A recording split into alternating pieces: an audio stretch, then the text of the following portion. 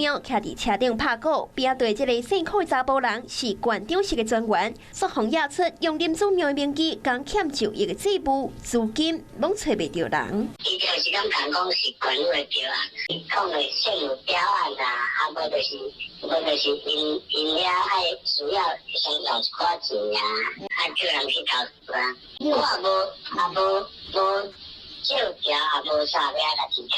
被害人真无奈，想要提告嘛提不出证据。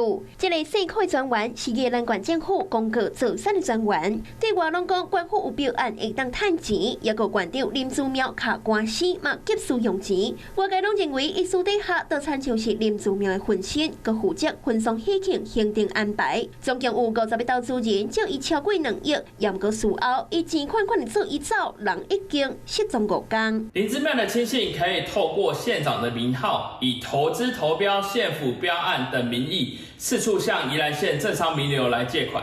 林之妙县长以及亲信对于县府的标案是可以操控的，是有把握拿到手的。是呢，安尼会影响到利。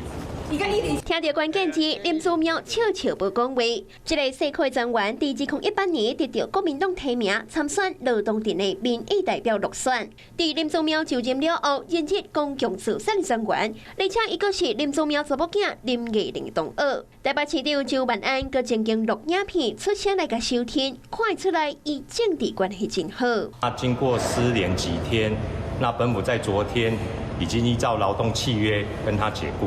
宜兰县政府甲其透露切断关系，这块专员靠林祖苗的名将钱款走，如今被害人钱摕袂倒来，出面报警，希望伊当赶紧找到人，将辛苦钱讨倒倒来。Hello， 我是林仙怡，想要抢先掌握最及时的新闻资讯吗？赶快订阅、按赞、开启小铃铛，锁定华视新闻 YouTube 频道。